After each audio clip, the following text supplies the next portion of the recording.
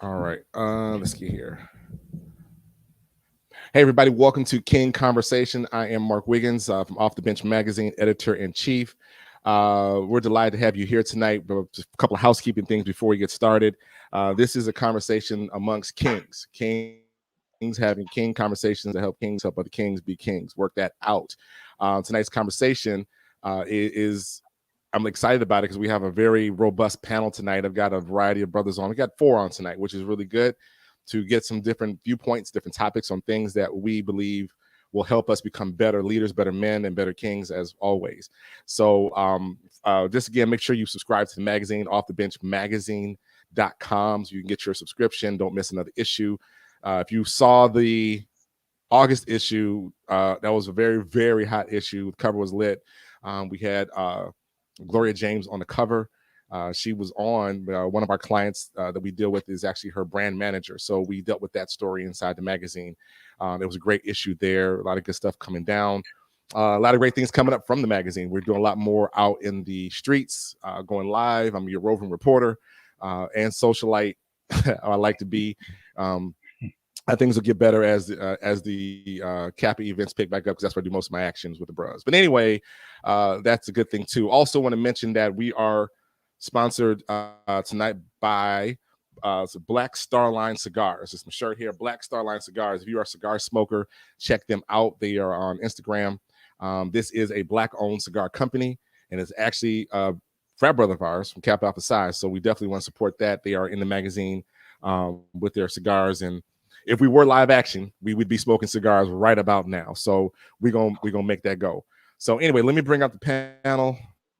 See if I can get fancy and bring everybody up to the live here, to the action.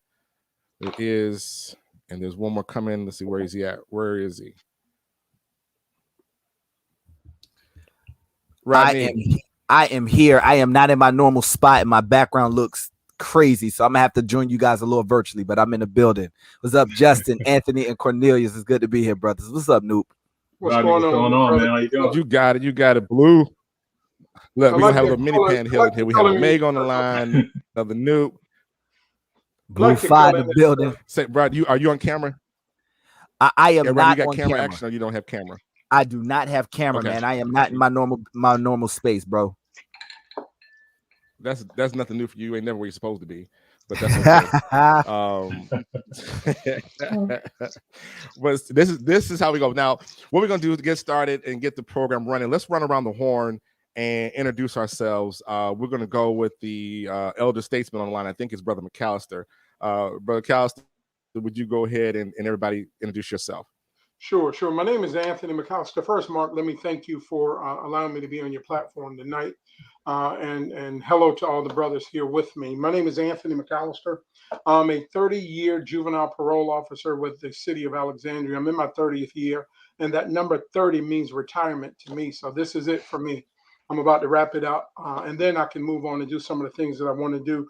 One of the things that I want to point out is that in 2019, I was appointed to the newly formed Commission on Fathers, Men, and Boys by Prince George's County Exec Angela Alsobrook. So I'm currently on that commission with 13 other brothers, and we are really led by the county exec trying to create programs and services for fathers, men, and boys in the commission. Also, I'm a co-lead author in an anthology entitled Mind Over Matter. That's one anthology that my wife and I co-authored. And that is a mental health anthology.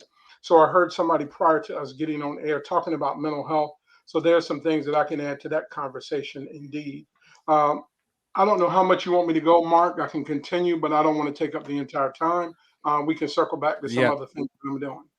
I appreciate you, good brother. Yeah, you got a lot going on. Brother Justin, what's going on, sir?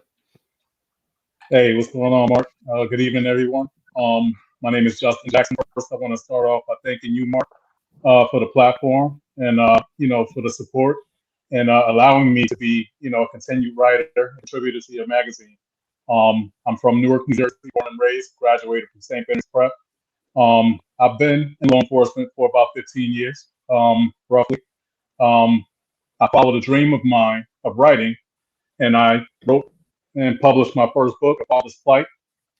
And it's basically me telling my story of fatherhood growing up without my father and then becoming a father, telling my story of struggle and adversity in hopes that I can empower other men to find their fight and to find their voice when it comes to maintaining relationships with their children. Our children do not ask to be here. Like I said, my father left us, and it's something that stuck with me, to the point where I'm out here trying to empower other men to, find that fight, when it comes to their children. I don't know how much, more you want me to go. Like I said, Okay. we can, we'll just play off of each other as we go, but that's pretty much who I am. Okay, awesome. That's good. The problem is all y'all can talk, so I'm gonna have to keep a tight rein on everybody. Let's get down to Cornelius Bryant, brother Bryant. What is up? Hey man, how's it going? Y'all can hear me all right, right? Yeah, man. Okay. Yes. Cornelius Bryant. Yeah, so Cornelius Bryant, so I met Mark at the premiere of Menology, which is a movie that highlights four different men and our struggles and really encourages men, especially black men, to go to therapy, to actually go to somebody and talk through your issues. I'm one of the lead actors in that movie. I also work as an engineer as well, so that's my main day-to-day job, where I work as an electrical engineer for aircrafts. Right now, I work on the military side as a contractor with the government. That's my main source of income there. And then also, of course, acting and modeling is kind of like that side part-time, but could be somewhere towards the main, depending on how things in life goes. But so I, do acting on the side as well as modeling. I do a lot of commercial modeling. I have different agencies I work with here in DC, also maybe one or two in New York, and then a couple down in Virginia that I work with is modeling. And then even locally in the DC area, I'm also part of DC Dream Center, which is I've always had a passion to work with, especially young men, especially young black boys. When I was living in Wichita, Kansas, I was part of Big Brothers and Sisters.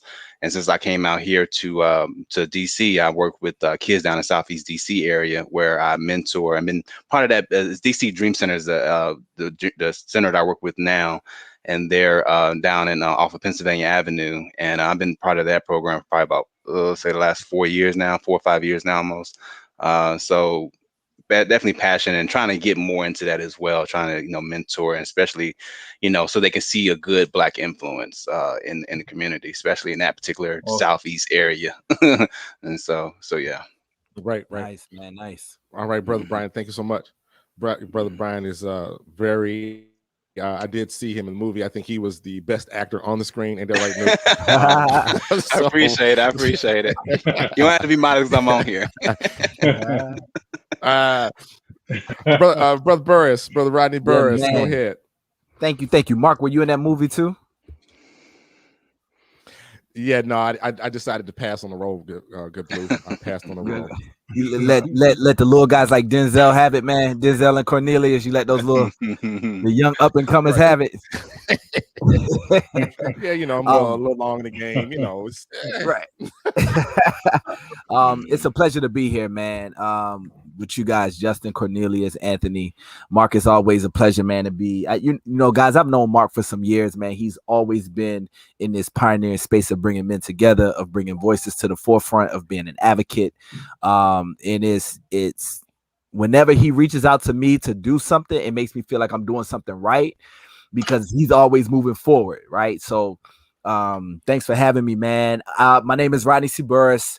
I do leadership mindset development training, which basically I work with staff teams when supervisors, managers, and leaders are fed up.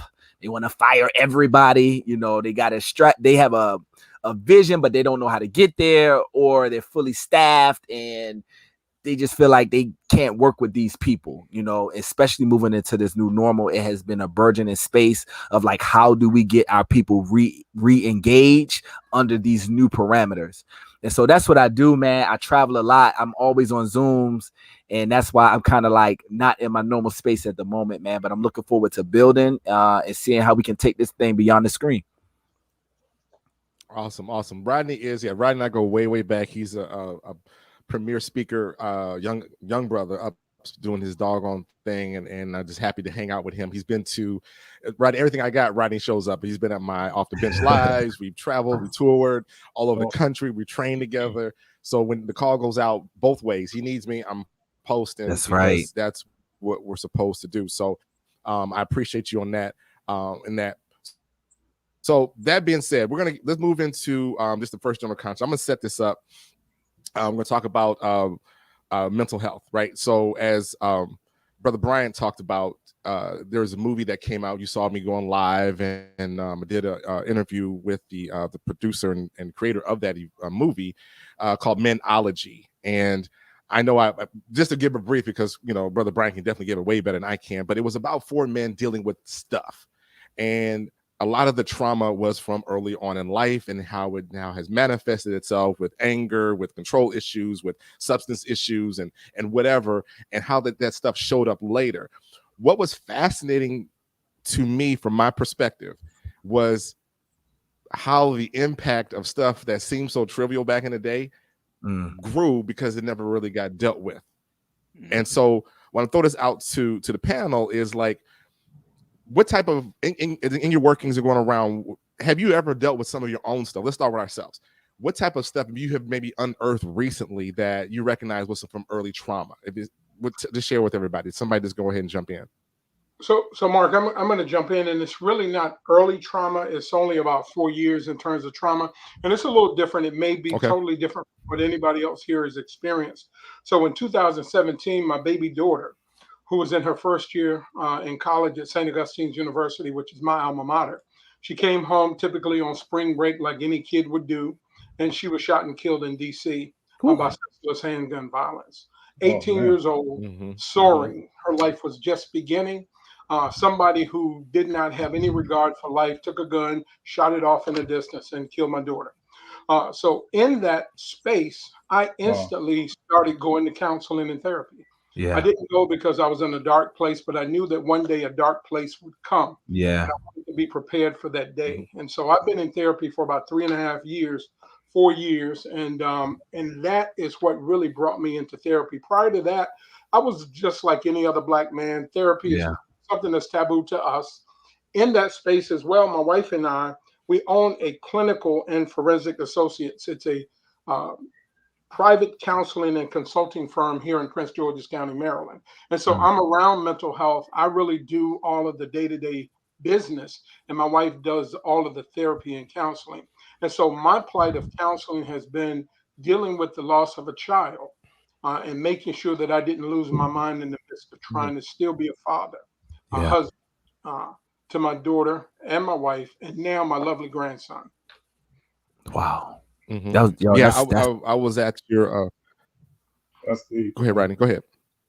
No, I just was saying that was powerful, deep. man. I mean, go ahead, bro. Yeah. Yeah, I was at the book release in my efforts to support. Everybody on here, Brother Bryant ain't yet, but everybody on here has contributed to the magazine.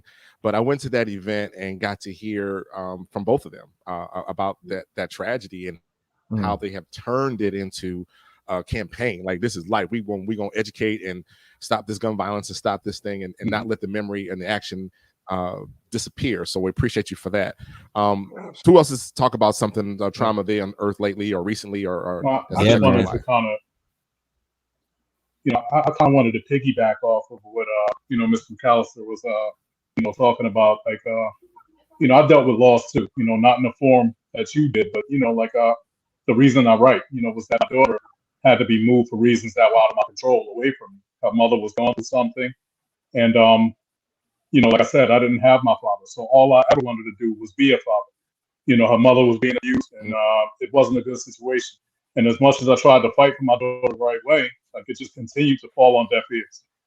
So I had to kind of find it within myself to let her mother move to Virginia when she came to me and told me what was going on.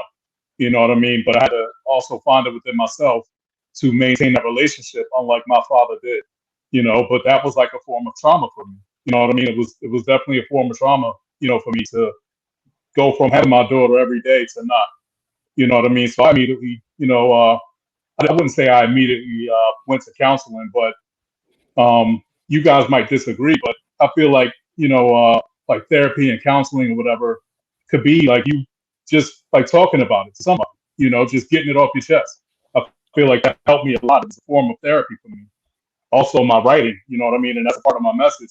Just embracing like whatever struggles or traumas that you have, identifying and embracing, and the information that comes from that on the other side of that, it's invaluable, to the way you live your life. Mm. Yeah, man. Absolutely. Yeah, I started going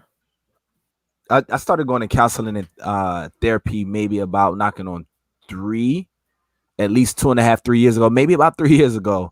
I had a friend of mine. So this was 2019, 2018. Yeah. And so I had two good buddies of mine.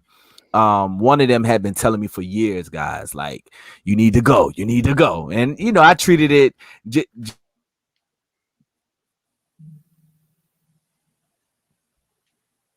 Oh, Rodney, you broken up. Where you at? I think we lost him. Did we lose him?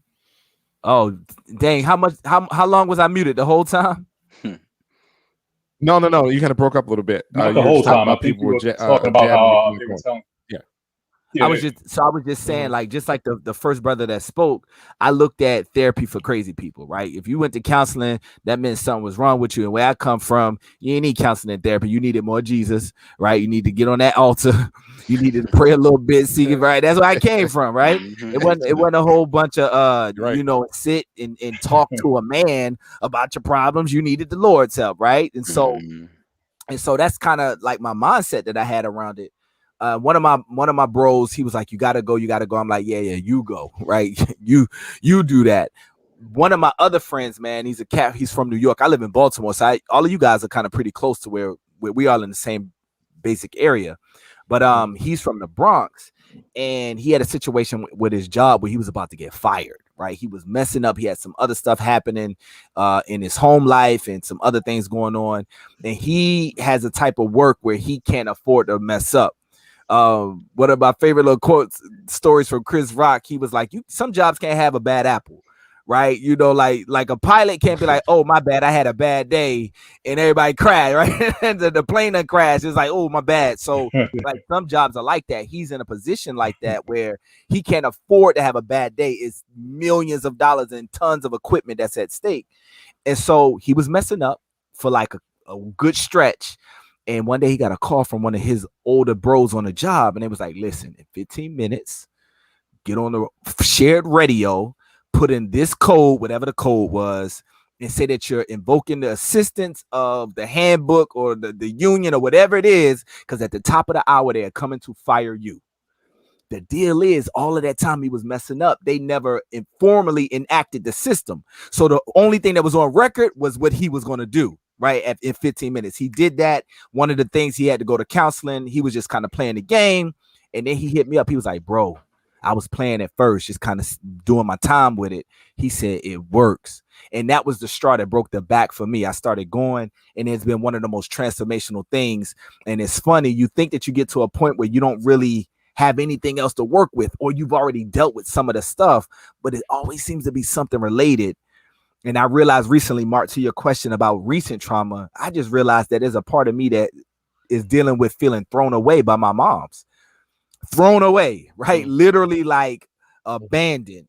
And my mom's been living with me as a single parent my whole life, but emotionally she's been gone a lot of that time. And so I didn't know that I had internalized that as literally feeling thrown away until I had a situation come up with one of my other friends and I relived it. So that was something that just kind of came back up to the forefront for me that I've been dealing with. Oh man, understand? Yeah, that. man. Definitely. Yes, this was up. What about you, Robert Bryant? So I'm just like Brother Rodney a little bit. Like you said, it's one of those things where people go to therapy. I think you always look at it like you said, people are crazy, or that's somebody psychotic or something like that who go to therapy. And I think, a lot of times you do go to the altar, go to church. And that's the one thing that people, that you would do, to get over things or to cope with things as well. Or you use certain other outlets, like sports or whatever. And so for me, I know even like with the pandemic last year, something told me, like, to start, I think, being in the house constantly day in and day out was like, I need to start getting back and actually looking at this stuff, because I know my job has an employee assistance program. So I told myself, it's okay, let me actually utilize that free benefit that they give us, and actually call somebody. And so it definitely helps. It definitely helps to talk through things with somebody in therapy. I know for me, even this year, last year, and definitely this year, I've been noticing that, I have other friends that, well, one friend specifically, I feel like she's kind of like my counselor in a sense, kind of called it out in me. But a lot of times I can have like a spirit of rejection on me. And I feel like I've had it when I was in college at one point. But then, even coming back up to now, it's starting to resurface itself again, where you feel like, you're putting out, and I noticed it, and I've been putting out a lot, like you helping out friends, or you let them utilize your house here, or you trying to be and help them over here, help them move, or you always trying to extend yourself for other people. But you start to notice, okay, who's talking to me, who's putting back into me, you know what I'm saying? And so you have to, I had to realize, okay, I have to take time out for myself and do what's is best for me, and not try to be there for everybody all the time. And a lot of times you can be that pillar and feel like, okay, I got to be here for everybody, and I got to do this and do that, whatever. So I had to really learn. And then when they don't, when you feel like you do have something come up, or people don't show up for you, it can definitely bring on a spirit of rejection, where you feel like, okay, and I've been here for this person, I've been here for that person, they ain't even called me, or they ain't even checked on me, or whatever. And so you can take that on, you know what I mean? So I had to really put that in perspective. It's like, okay, I gotta get rid of that, you know what I mean? I gotta, especially with building with other men, and I think, utilizing that and saying, okay, I need to take the time away, and actually, like a lot of times we'll call women, but we won't call other brothers, you know what I'm saying? And so I had to, utilize that too, and start building with more men here lately too. And that's man. And that's what I was kind of getting at when I was saying, like, sometimes you got to talk to, you got to release, man, to other men. You know what I mean? Yeah. Yeah. And that's one of the things that's so powerful about. Oh, my bad, Mark. Oh yeah, one of the things I was alluding to, and I appreciate you all the stories and sharing your heart, because actually this is like what it takes, right? To Brother Brian's point, how many of us actually have a dude we can call and just go, man, this is some bullshit. What happened? Who we calling? But our phone will ring all day from the sisters. They'll call, or or you call and talk to her. But and I'll be real with you, I have, my dad told us, you only have one or two real tights that you can do that to. And I got one or two tights. I got a whole, all three of us got a whole fraternity full of men, but there's only one or two of them I really want to talk to. You know what I'm saying? That I can talk to. I feel comfortable. I can honestly say I have one. To let down the guard. To put the armor down and go, this is some mess, and I need some advice, some counseling. How about you just listen to me and let me vent for about 20 minutes? Because sometimes you need to do that as well. I remember when I lost the cookie store. I used to have a business, and Rod has heard this 1,000 times. When I lost that business, I did lose it, pretty much everything. I lost my marriage behind it. I lost confidence, lost my mind. I'm laying on the floor crying at night, and nobody knew, because you go to work, you smile or whatever, but it was dark. It was dark, and it wasn't for the church and counseling and prayer and doing the work, because that's part of it as well, and talking to people about it. I wouldn't have gotten through. And fortunately, there was a group of men that were there. My chapter was the place I went to go hide, right? I went into the chapter and sat there, a group of men who expected nothing else from me but to live up to the values of our founders. That's it. And so that allowed me to work on healing. You know what I'm saying? Because you could hear other people talk, and you'd be able to share, and no one judge you and say, we know how we do. We're going to go off on you, but we still going to help you, right?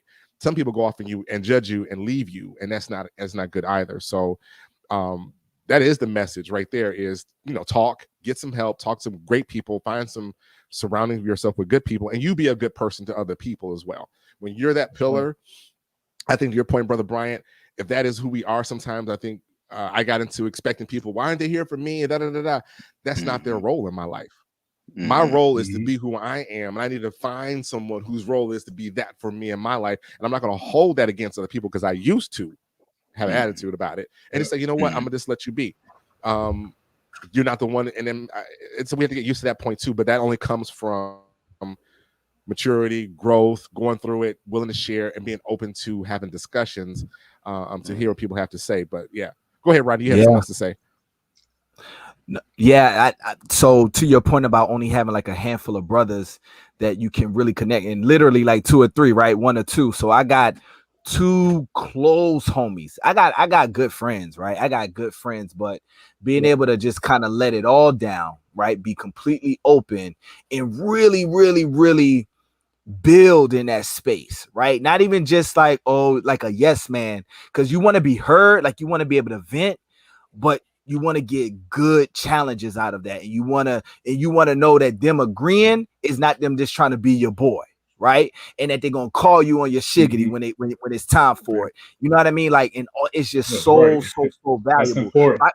Yeah, man. I got a homeboy, man. So our arguments, yo, we can go toe to toe is epic. Real talk. It is what is epic, right? But for me, I don't got really many people in my life that I can full out swing like that. So for me, it feels like sparring, right? It feels like a heavy bat. Like that's like it's an outlet that's safe because he can handle it mentally, his energy, his personality. But at the end of the day, it's all love.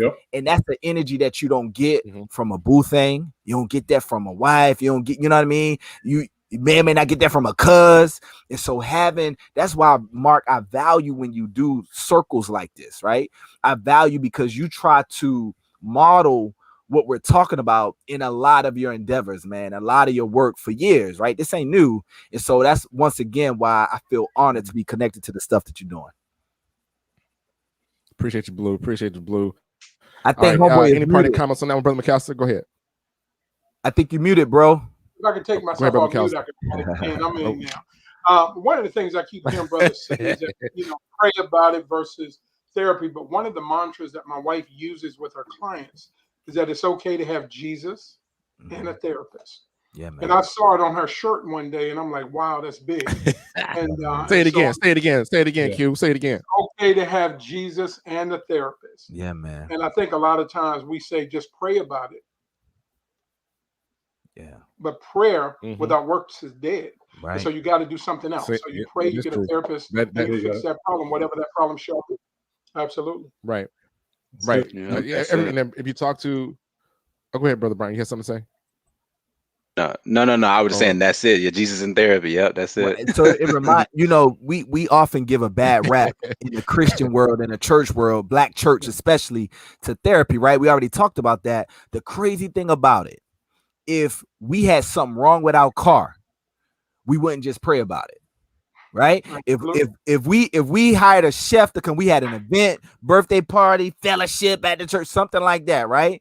And we hired a chef, we wouldn't be like, we know that you licensed and certified to do this, but you don't even gotta cook. We're gonna touch and agree, right? We know these grits finna get buttered up, right? We know, and it's so crazy because in all of these different situations, right? Your car need to get fixed. You ain't just gonna lay hands on it.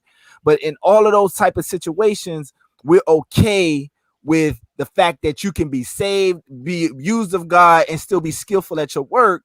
But when it comes to kind of like mental wellness, it's so taboo. And so the more that we speak truth to power, right? The more that we come in forms like this and broadcast over the airways so that we normalize it. Like this is regular. This is common stuff. That's the power right there, man. That's how we change that tide. It is. Exactly. That's how we change the narrative. But we have to be better at identifying this stuff within ourselves, man. There's this thing out here called toxic masculinity, man, where sometimes, man, we just can't be real with ourselves because we fall victim to what others people expectations of us should be. Right. But like I said, man, we have to be better at just being real and identifying, like, it's okay. Like I always tell people, man, God didn't give you these feelings just to hold in. You know what I mean? God didn't give you your struggles or your traumas or anything, to just hold in. They're meant for you to go through, but even greater than that, they're meant to be paid forward, man. So that's what I feel like we're doing. Like we're changing these narratives out here slowly, but surely, like it's okay, man. It's okay. Yeah. You want to know a little crazy little lesson I learned from a kids movie, man? So my wife and I got 5 kids, man. We got 5 kids in this house, bro. They always, there's always somebody. Listen, hey, Brian, we don't even gotta. We do Thanksgiving by ourselves, bro. It's 7 of us total. And listen, 3 of them teenagers, man. So we ain't got space for all y'all. We'll catch y'all on the flip. So, but I bring that up. I bring that up to say I've had many years of my life looking at kids' movies, right? And a powerful lesson out of a very simple movie. Y'all heard of that movie called Inside Out? And the whole idea about Inside Out was this little girl. Yeah, that was a great movie, man.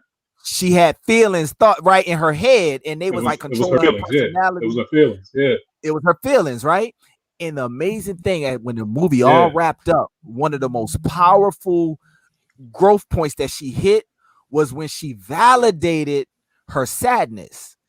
And so I'm sitting up there being all extra deep because I can't help myself, right? And I'm wondering, you just said, bro, you just said God gave us these feelings.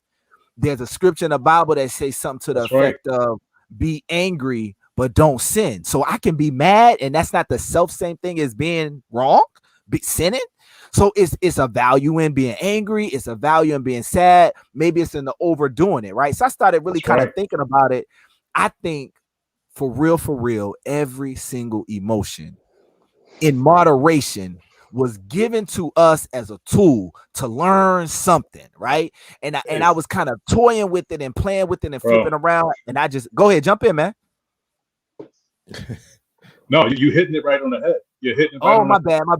I thought you was every one of these emotions. Right. That's because you can't see them because you're not on. No. I'm just saying that. I'm talking about right at the end of every one of these emotions, man. There's always a decision to be made, man. Every emotion, it's an emotion, but it's also a moment, man. It's a moment of empowerment. Because at the end of each one of these emotions, man, I always say, Mark, is a decision to be made, man. You know what I mean? At the end of that, after you shed your tears, you could be happy, you could be sad, like you could do whatever. But there's a decision to be made at the end of all of that, man. That's gonna affect your life. So you're hitting right on the head, bro. It made me think, man. I'm sitting, Mark. I don't want to jump too much in, man. I don't want to take over the Mark show, bro. Yeah. Right. We'll come back for the Rodney show, but let's keep it moving, Kings. All right, so let's move into. I appreciate the warm up. Let's move into topic number one. Topic number one. Here it comes. Letting go. Listen. So the September September issue that's going to come out off the Bench magazine. Make sure you're subscribed. Go to the website. The theme of the magazine. If you've been following along with the magazine, they tend to have a bend to them. Not a hard thing, but a bend. I'm talking about something. And this particular, because it's fall, things are moving and dying, whatever. I'm talking about letting go of things that no longer serve us, letting go of things that hold us back. So the question to the panel is, what type of things do you need to let go of so you can soar? I'll go first. So you ponder. The type of things I am working on to let go of are these self-limiting fears, right? These self-limiting fears that I had these great ideas and I want to move forward, but there's been a lot of hesitancy to go forth. Having discussion and talking to some people, some counsel, I recognize that part of my hesitancy was built into, my kids. My hesitancy was built into my kids because I felt I need to make sure that I'm here for them, do for them, divorce dad, all of that. I need to be here for them. Bama's gone.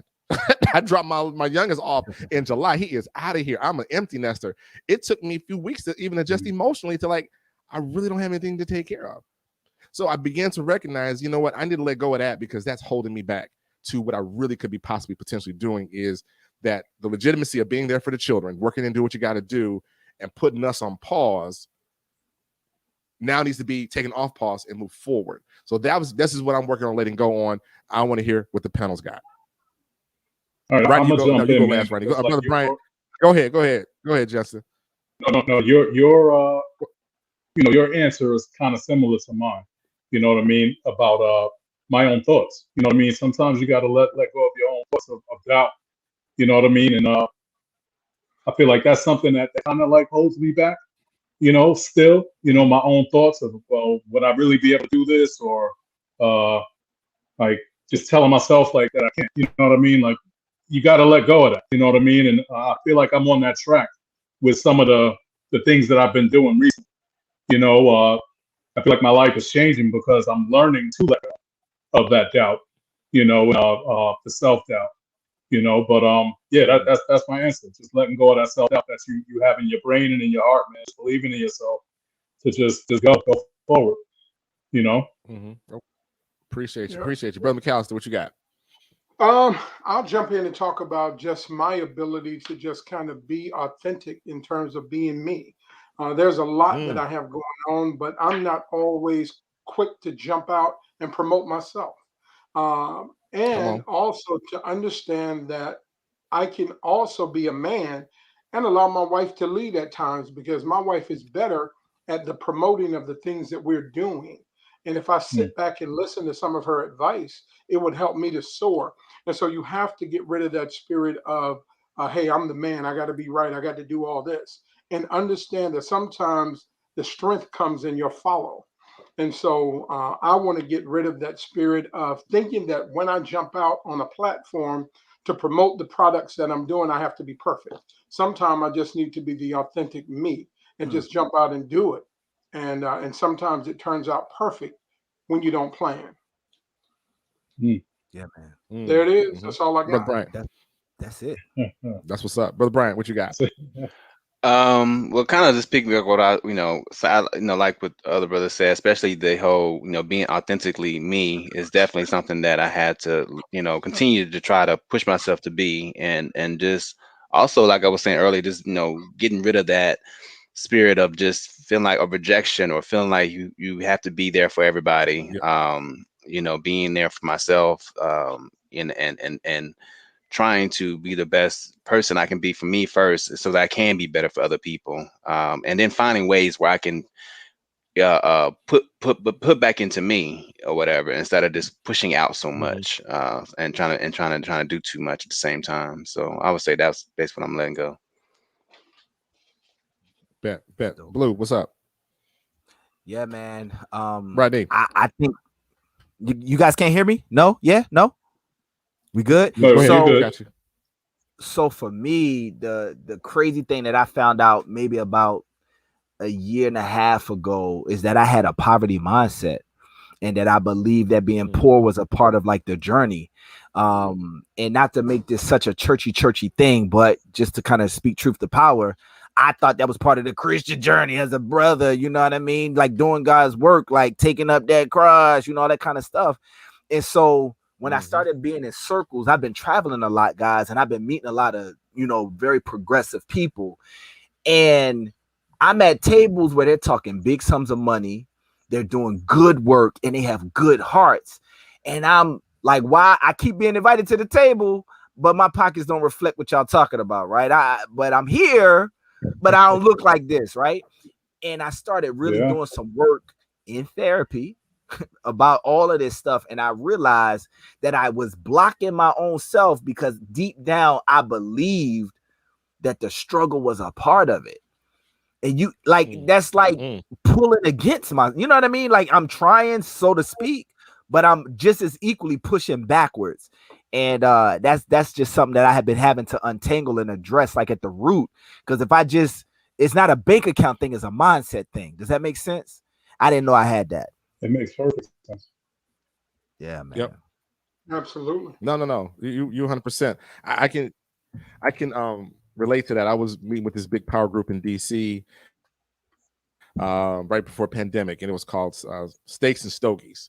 And when I tell you there was some heat in the room, there was some heat in the room, and everybody, go around and tell us what you do. Me, this dude, I got an IT firm in 3 countries. Oh wow, oh yeah, I'm doing it. This guy, I got an IPO. I just dropped an IPO. Mark, what do you do? I don't, I'm good tonight. I don't know. I'm a speaker. I'm all worried. But Brian, I'm all scared that I ain't good enough to tell him I'm a speaker, and and I had to check myself on that. But I felt really bad afterwards. I felt weak. I'm like, I can't believe I can't measure up to this dude. I'm not that dude. Later on, come to find out, Rodney, we talk about this with speakers. You do we do the things that people don't want to do, and we damn good at it too, right? So the next time I went back, I'm like, yo, I'm a speaker. I do this, and this, boom, boom, boom. People like, yo, man, can you come talk to my youth group in my church, whatever? That's dope. And it wasn't about the money for them. That was me. That was me saying it was about the money or what I had, but didn't have scarcity. But as opposed to showing up and being in the room and being open to learn. I learned about PACs and all that kind of stuff. I'm at the table. They're talking about we gonna collect money for this mayor that's running Carolina. Blah, blah, blah. I said, raise my hand. What's a PAC? And instead of getting joked off the table, somebody said, that's a fair question. We don't really discuss it, but here it is. And I'm like, yo, this is what we need. That kind of king conversation, right? Where we go at it and say, you know what? I hear you, bro.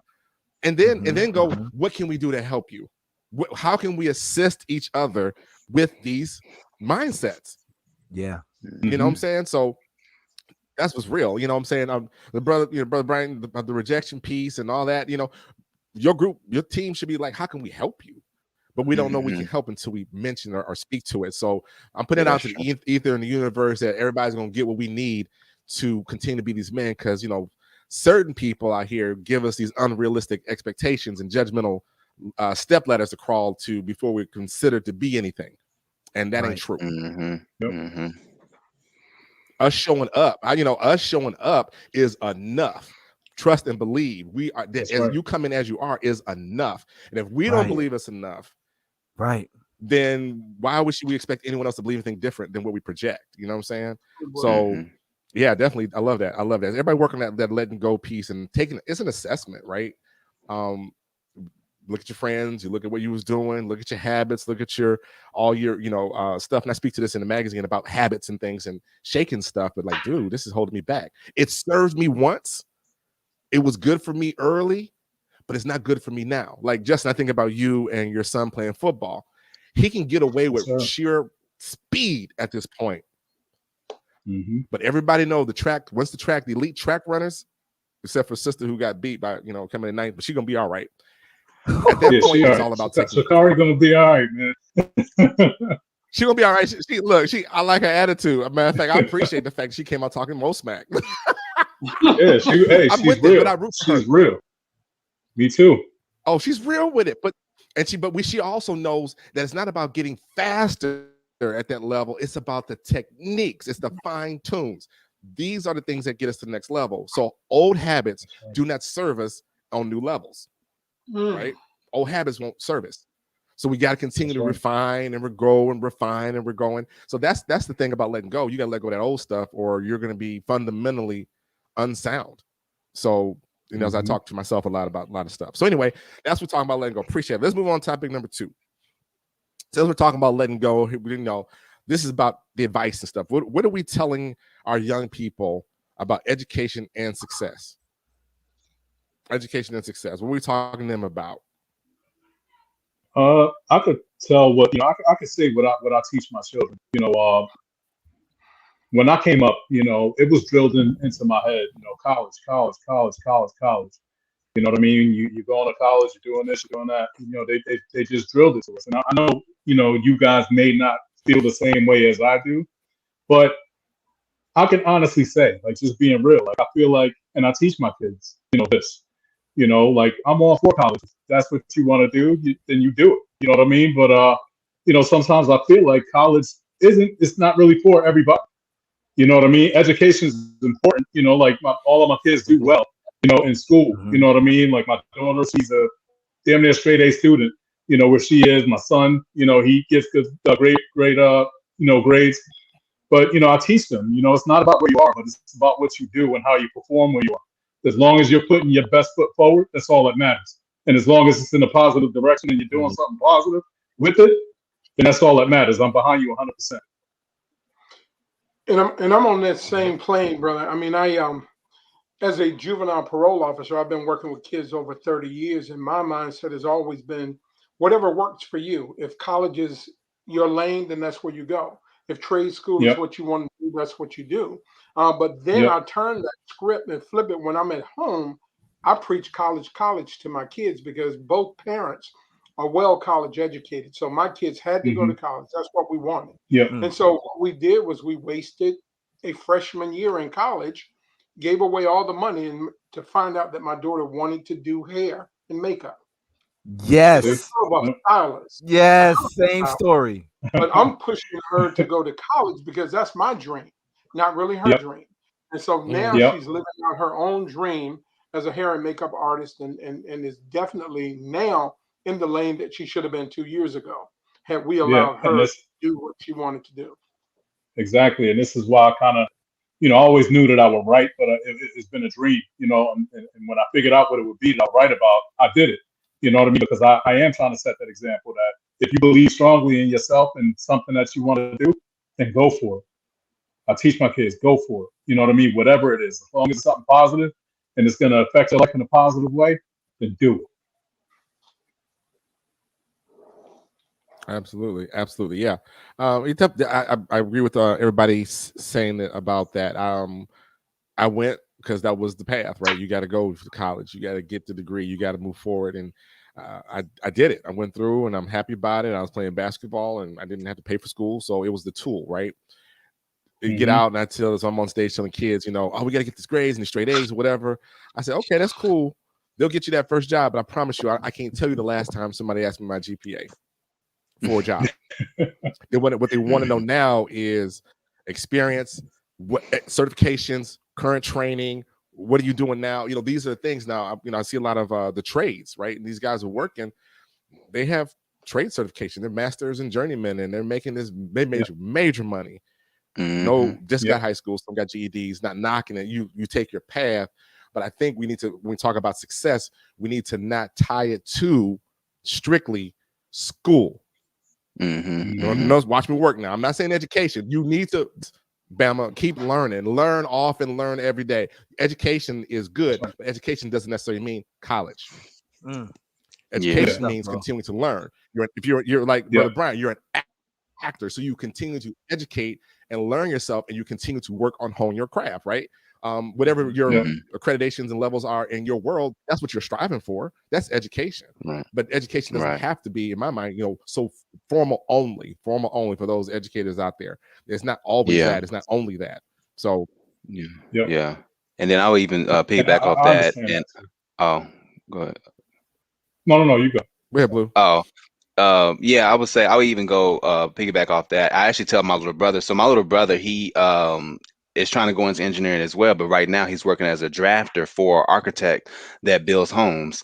And I know my mom is always, and I don't know if it's something in the Black community or what, but we always say, "Oh, go get your bachelor's. Okay, go get your master's now. Go get your doctorate. Go get all the degrees you can get." But they ain't tell you about all the student loans you don't get with those. You know what I mean? And so I told my little brother, I said, bro, I said, mama, yeah, she gonna tell you that. I'm out here. I'm an engineer already. I'm telling you what to do. You can get your associates, but at the most you can get your bachelor's. Once you get your bachelor's, especially as an architect or civil engineering, something like that, all you have to do from there is just go get your professional engineer's license. They'll just go get licenses after that. Because when it comes down to it, they just want you to have certain experience and then have maybe you have the basic degree, but everything after that is just licenses and certifications. So I've gotten my CEH, which is a Certified Ethical Hackers certification last October. And I told him, I said, once you get that and then constantly get more and more things in that certification world, that's all they need to see. You know what I mean? They don't need it. You don't need to have no masters in this and all this type of stuff. They just want to make sure you can do the work. You do the work, you good. You know what I mean? So I told him all the time, and and you can make 6 figures up, and then you can even start your own business and company. Some people don't even have degrees and start their own company. So so it's like you said, it doesn't have to. And then you have to have all this debt that you got to pay off too on the back end, and then they got interest on top of that. So it's already putting you in a hole. But yeah, absolutely. I got I have some friends in the IT field. Oh, go ahead, Rodney. No, I just was piggybacking. When me and Mark we used to do these programs around the country talking to high school students, and I learned really early on everything that we're talking about, which is some folks need to go become psychologists and engineers and doctors, But a lawyer, as smart as they are, as much money they make, let a hole get in your wall because somebody got drunk and fell at a mixer. Right. Right? Let the toilet get stopped up. The lawyer's house is shut down. So society needs it all, and we need to kind of reinforce that. I think talking to our young Mhm. people. Yes, Yeah. that's Yeah. right. I know a Yeah, lot of people are not big I think fans that's. of I think. oh, go ahead. Sorry.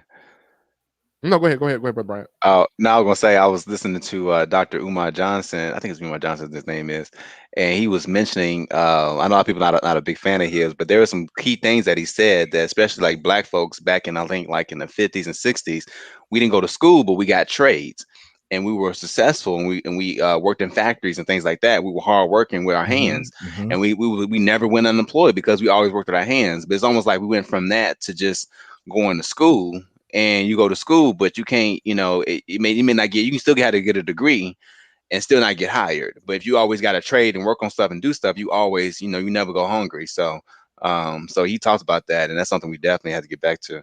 Yeah. Hmm. Yeah, I agree with that. I mean, yeah, talking about Umar, I'm up in the air on him. Sometimes, yeah, listen, because you should Yeah, yeah. listen. Um, so when people bring him up, you have you know where he's coming from. Who's he? No, I know who he is. But Yeah.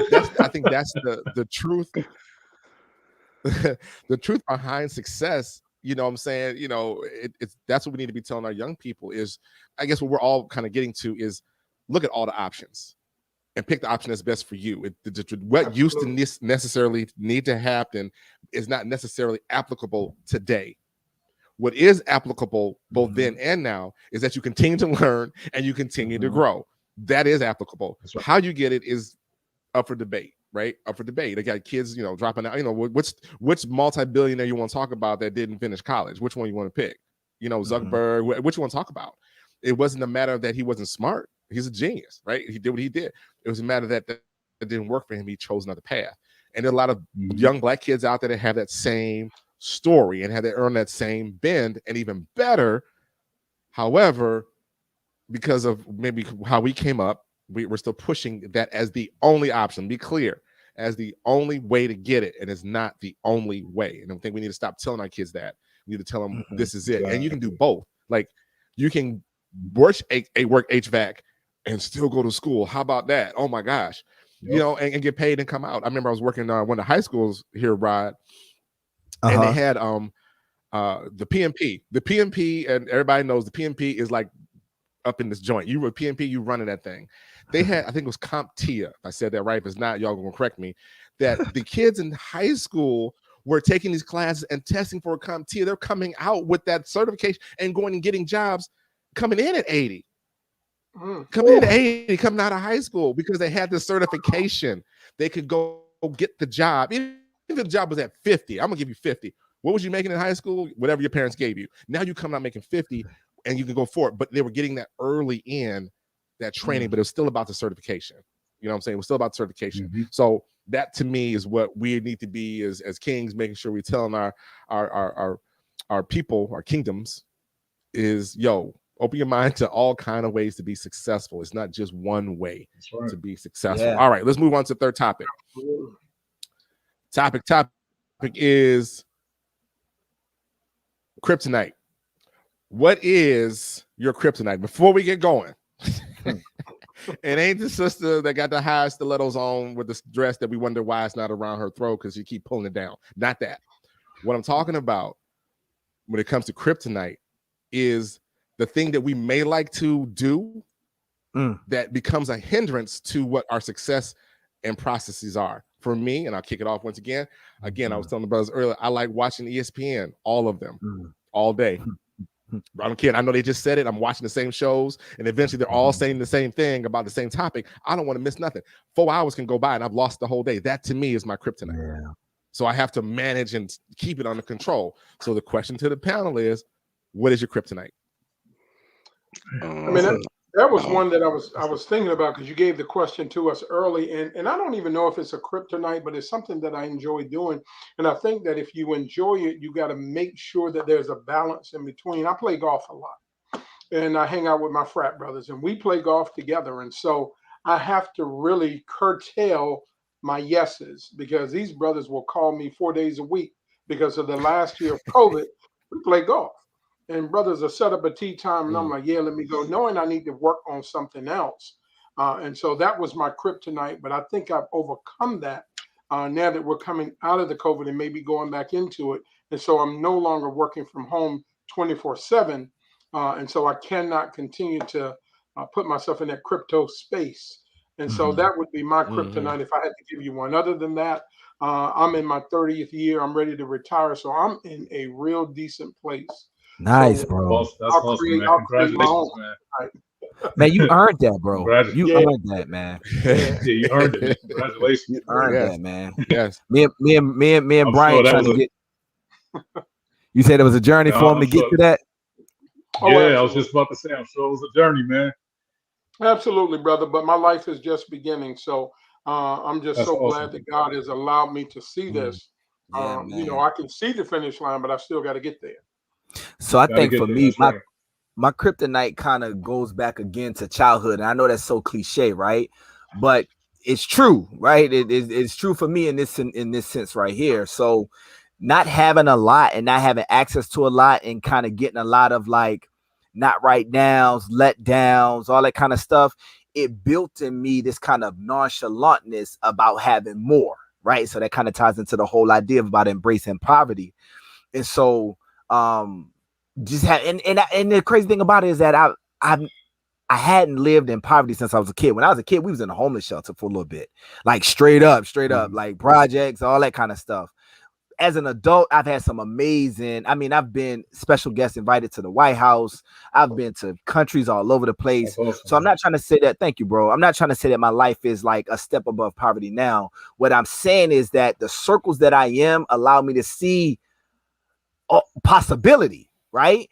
And what is it's Yes. a mental Yep. block, right? But so going back to the nonchalantness and not having a lot and embracing this kind of like chill, like, hey, well, I ain't gonna get too worked up about it. Well, the other side of that coin, it is great in business. It's great when things are kind of falling apart and I got to be the rock for my family as a father, as a husband. Is great in business when things are kind of looking shaky and you just kind of keep that cool tip still, even at the buzzer, right? And you can still make that shot. But the other side of it is when I get in a good space where I'm not hungry, where I don't need to grind, that nonchalantness kicks back in and then I don't grind. But see, I don't have a full-time job. Yeah. I don't work a 9 to 5. So my bank account is reflective of what I did 90 days ago. So if I get too chill, 90, it's fine. You good for 2-3 weeks, bro. Yeah, live it up. But in 90 days, right? In 90 days, that bank account gonna reflect with whatever space you was in. And so that's my kryptonite, Mark, is because the push, the discomfort, I used it for so long to kind of get different and better. But once I get good, that other part of me will kick in and be like, yo, you good. You chill out. What you stressing for? And I look up and now I got to create something that ain't gonna come to fruition for months down the line. Right. And so just kind of really stand on top of that's a real thing for me, man. Nice. So nice. I I'm appreciate next, that. man. I'm being completely real. You know, like like I said, I've been in law enforcement for the past 15 years. But you know, my grind right now is a little different. You know what I mean? With my book, my first book, it's actually going to be a 3-book series, and some things have taken off of my book as far as we got a short film out right now, about my book, and right now we're in the process of trying to make it, a greater film. We're trying to get a full feature length film now. But I can honestly say, me not having my father and being able to spend time with my kids, you guys might laugh, but when I get the time to, man, I'm a video gamer, man. Like you love ESPN, Mark. Me and my son could sit down and we get lost in that Madden, man, and then that 2K, man. We get lost. You know what I mean? Like we wake up. He said, "Daddy, you want to play the game?" I'm like, "All right, let's go." And man, we could sit there from like maybe like 9, and before you know it, it's like 1 o'clock, and I'm like, "Damn, I didn't do anything that I was supposed to do." You know what I mean? So I'm a gamer, man. I'm a gamer. I'm a gamer. Like right now, I'm lost in this game. I don't know if you guys know the game, The Last of Us, but I'm actually playing The Last of Us 2, and I've actually beat the game, already. But man, it's an amazing game, and the replay value of the game is like 100%, like A+. So it's like every time you play the game, it's like playing it for the first time again. So I'm lost in that right now, man. So sometimes that takes my time away when I get the time to play it. You know what I mean? But that's my kryptonite sometimes, man. I have to kind of balance it out a little bit. Understood. Brother Brian, what you got? Okay, I have to remind myself to take myself off mute. I would say for me is I would say definitely sleep. I was thinking about that late last night. I've been sleeping too long. Sometimes I don't get enough sleep, but then sometimes I feel like I'm getting too much sleep. I think, like you said, sometimes and then too, I think I just go to bed late too. I know that I'll be up until like 3 or 4 o'clock in the morning sometimes, and then I'll sleep half the day away, and then next thing I know, I'm up rushing trying to get stuff done because I done slept most of the day. But so I'll say Probably that's be in definitely that phone, what'd you so say? you probably be in your phone, huh, too, right? I'll be watching TV, on the phone, some too, watching TV, catching up on these Netflix shows and these Yeah, different man. episode series I ain't seen. So I just be next thing you know, once you watch 2 or 3 episodes, it's 4 o'clock. You're like, dang, what time go? But yeah, Yeah, so that's man. definitely something I need to watch. I could be working on something, regardless of doing that. So Hey, I know, bro, I man. just That's the looked up thing the game Last about of it. Us. man. Yeah, if you got a PlayStation, man, that part 1 and part 2. Play part 1 first, and then get part 2, man. Games are amazing, man. Thank you, bro. That's what's up, man. Hey, thank you for sharing that part. I mean, again, one of the things I guess everybody's when it comes to us doing, we got to do man stuff, whatever. We have our moments, right? And so the challenge becomes, can we change that kryptonite into a reward system? Like, can I reverse that action? Can I do my work and then not feel so guilty when I decide to go play The Best of Us for 16 hours straight? Like, I got my stuff. My son sat down, played them games. I would leave, go to work, come back, his butt would still be at the. I said, "Bruh, for real? You still? Oh yeah, okay, bro, knock it out."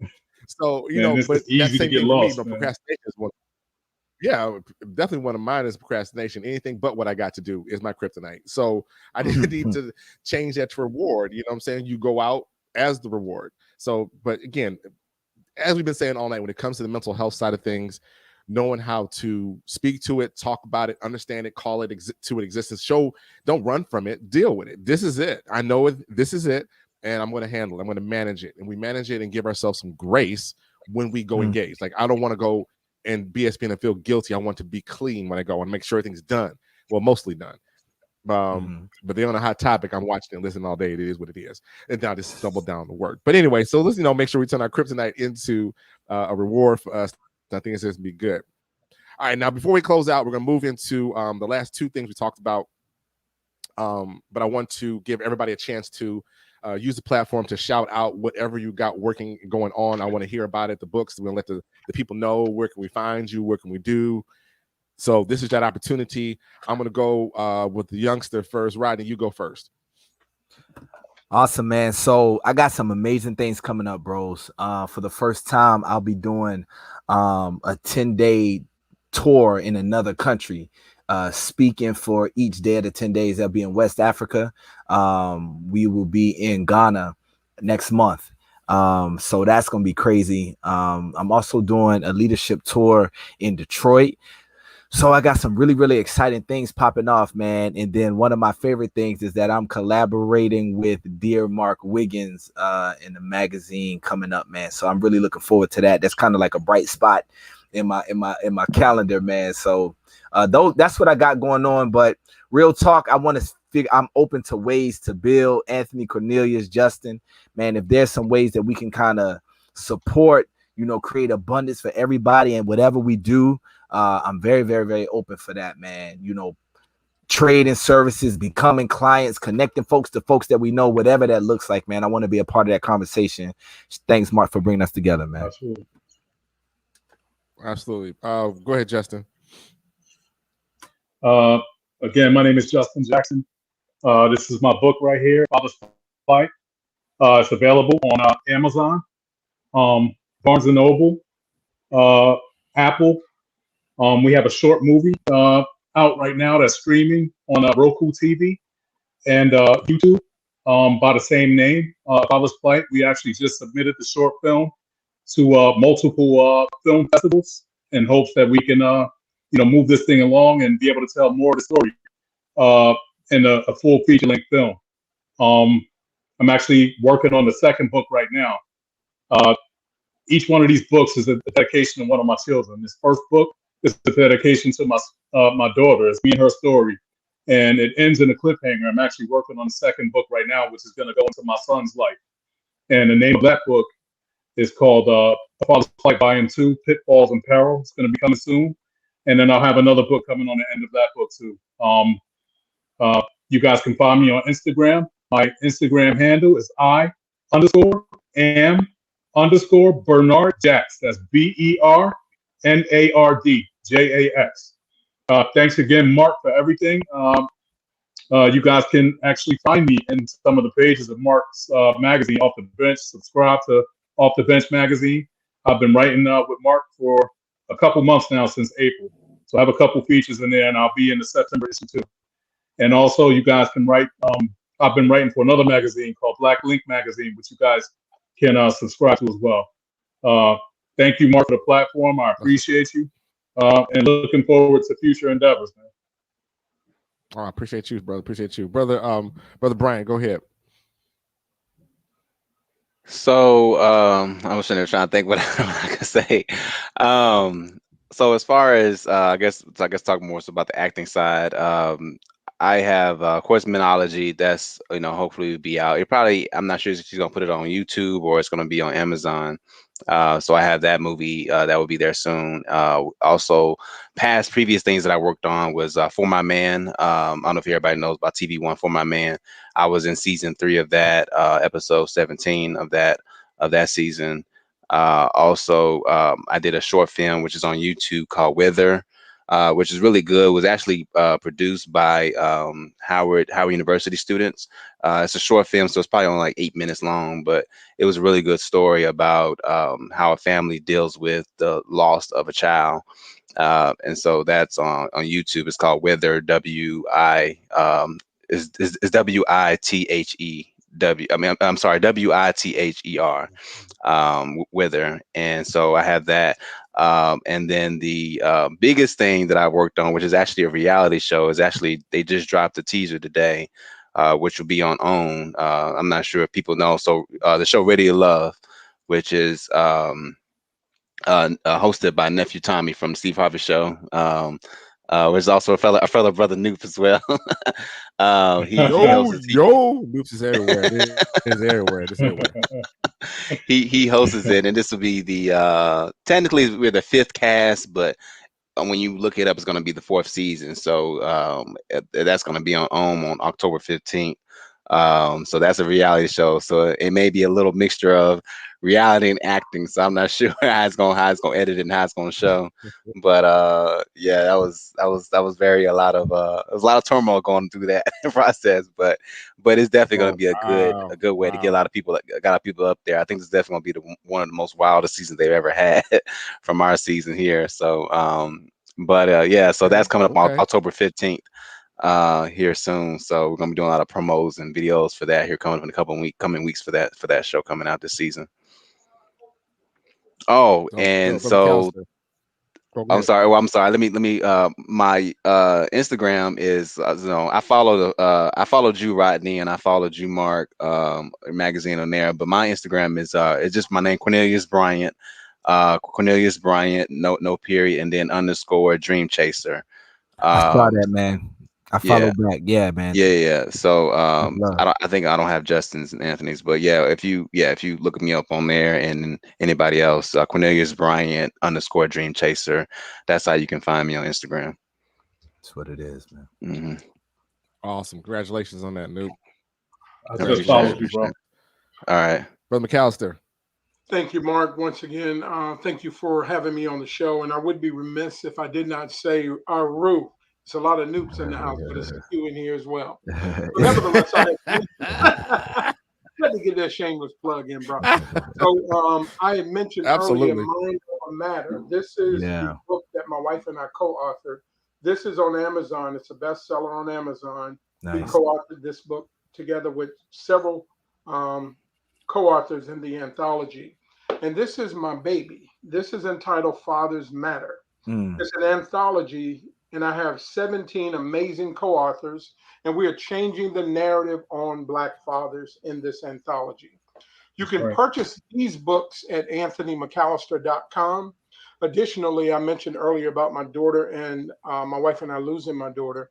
We created a foundation. We took the tragedy and triumphed over that, and we created a opportunity where we give away scholarships every year.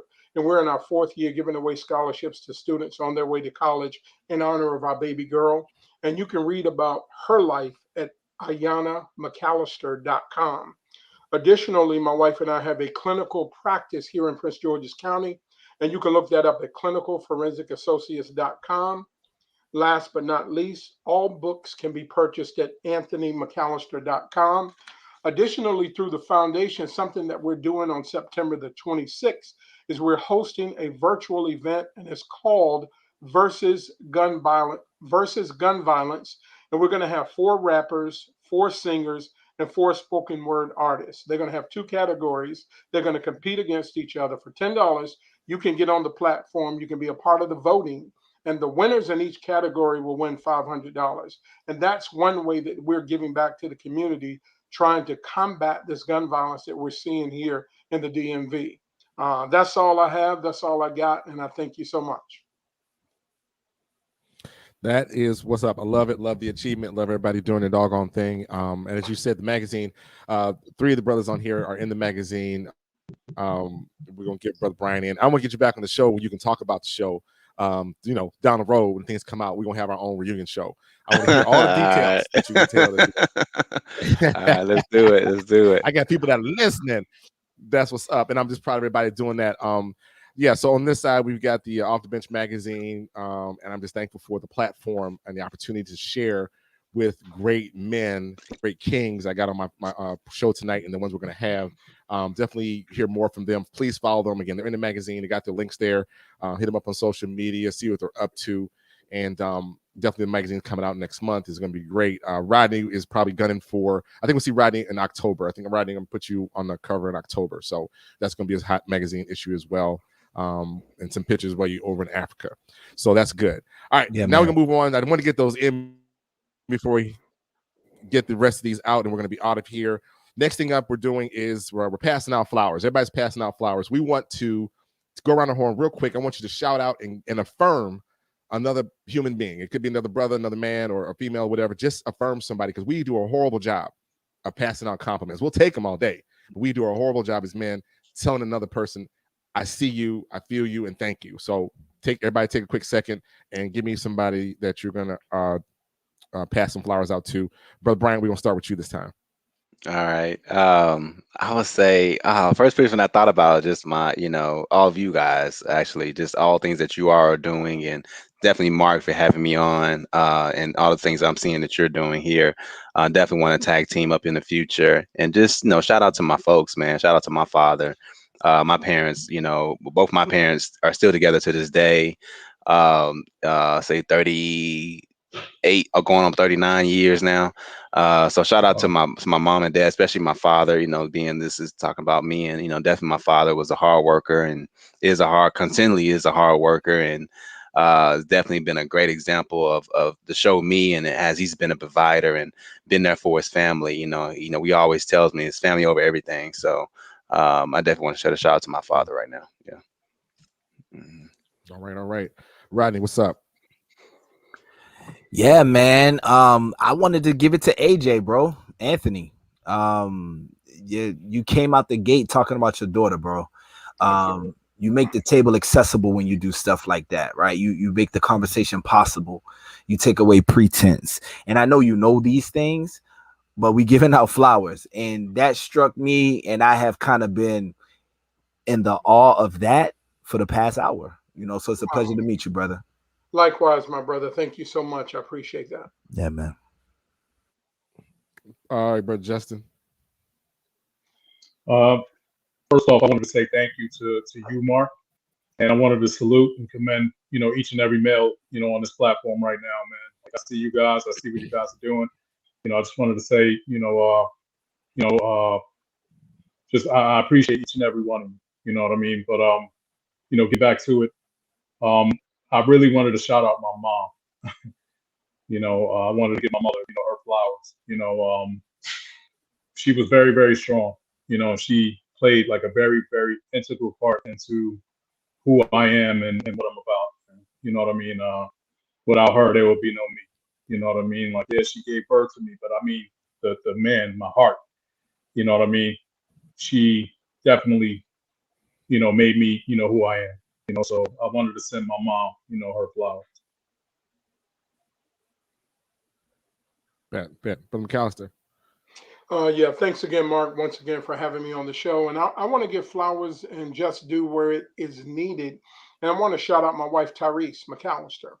And you can find all of her work at tyresemcallister.org. My wife is a phenomenal wife. She's a phenomenal mom.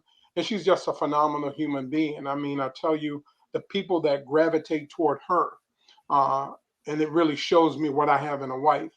She's really motivated me to even pen a book. I'm a little young bro from North Carolina. I ain't think nothing about being an author or writing a book. And so watching her movements has created movements in me. And so I want to shout her out. And if I could take the liberty to give one other shout out, I have a young brother. His name is Sidron Askew. I mentored this young man. He matriculated to Howard University, played football, Awesome. graduated, came out of school, and now he fell on some rough times. He's been kind of out in the street, wayward from his family.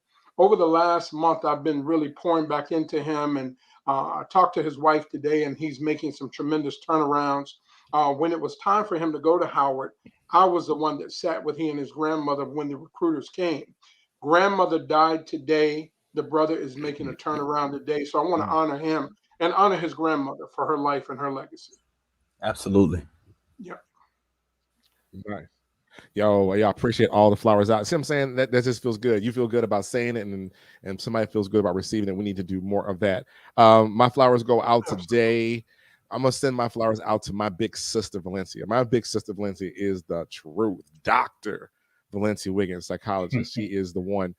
She's doing her thing, battling in Christian psychology field. She is on radio now. She's doing a lot of great stuff after she got a PhD and trying to hold down programs. And when you can call your sis and have different conversations, we weren't always the closest until my father really passed. Once my dad died about 16, 17 years ago. I see my mama on here, so she'll correct me. But we became even closer because there's like just the two of us, right? But her wisdom and her insight, her counsel is ridiculous. When I need to know the truth, and somebody who I call my sister. So shouts out to you, sis, for that. Shouts out to the men on the show for coming on. Lastly, on the way out the door, we're going to give out the King's Decree. The King's Decree, a decree is something that is law. It is the thing that makes things go. So what I'm asking right now is your parting shots of wisdom to the other kings out here, queens that are listening. This is your chance to shine and drop that last piece of nugget before we jump off this show. And we're going to run things off. We're going to start with Justin. What is your King's Decree? My King's Decree, to all the men out there, man, just educate yourselves, on your rights as men and fathers, and understand that embracing everything that is meant for you, the negatives in life, the struggles, the adversity, you know what I mean? You can't have the good without the bad. Just embrace it all, take it all in, embrace it. And like I said earlier, man, the information and the lessons that are on the other side of just embracing the things that are meant for you, it's invaluable. Just walk through life with your head up, man. It's gonna be some struggle, it's gonna be some adversity. Just keep going. Keep going. So it has been decreed. Brother McAllister. Yes, indeed. This is not my decree, but it is from our ancestor, Mr. Frederick Douglass. It is easier to build strong children than to repair broken men. I use that mantra when I'm working with the young men that I work with, and I try to establish that and trying to keep them uplifted because if we all tell the truth, our young people are really our future. And when we see Black boys out in the street, and if they're not doing the right thing, we want to cast them aside. But if we as men step to them, try to give them some encouragement, then we're building our future. So my decree goes out to the young men in trying to uplift them. And so us as men continue to uplift and build young brothers. It has been created by the King. King Bryant, what you got? I would say my biggest decree is always I tell people, do your passions. You know what I mean? Anything that you're passionate about, anything that you're thinking about doing, anything that you can do regardless of pay. That pay is really just the icing on the cake. Do that. Because like I said, life is short, and you don't want to waste time doing something you're miserable or don't do. So, and then just being fearless at it, just stepping out on faith and just being fearless and doing what God has called you to do. Absolutely. It has been decreed, and therefore it is so. brother Rodney, what you got? Yeah, man. So my decree is a call to action. And it's something that I share a lot in my circles. And so I say, as leaders, we are actively working on becoming different and better every single day for the benefit of both ourselves and those we serve. And that whole idea comes out of the thing that if hurt people, then better people must better people. And so that's the call to action for me. Yeah. Amen. It is decreed, and there it is so. All right. Hey, I appreciate everybody coming in tonight, good brothers. And I'm gonna close this thing down. First of all, thank you for coming in and joining on the King's Conversation. I am Mark Wiggins, and this is definitely a great blessing to have these great men on, these kings on, sharing their hearts, sharing their insight, passing on a good word or four to someone listening. So take what you heard, go apply it. Let me give you my decree for tonight. My decree is simply this: the success you seek, the goals you want to achieve are right on the other side of the adversity in which you sit. You have to get through the tough times to get to the other side. If you give up before you get there, then you'll never know. If you get to the other side and recognize you need to do more, you'll do more. But all I do know is if you don't try, if you don't hold on, if you don't get off the bench and have your moment, you'll never, ever, ever get into the game. If you want to be better than you were today, than yesterday, everybody say better, then you need to start action. Take action. We talked about a lot tonight. We talked about education. We talked about mental health. We talked about travel, opening circles, tightening friends, cleaning stuff, letting stuff go. I mean, what else do you need tonight to be motivated? If you don't get motivated after tonight, you're just choosing not to make yourself get off the bench. But I hope tonight will give you what you need. I am Mark Wiggins, and as always, I will leave you with this. My final decree from my father was simply this: if you can reach your dreams with a step ladder, then they're probably too low. Wow. All right.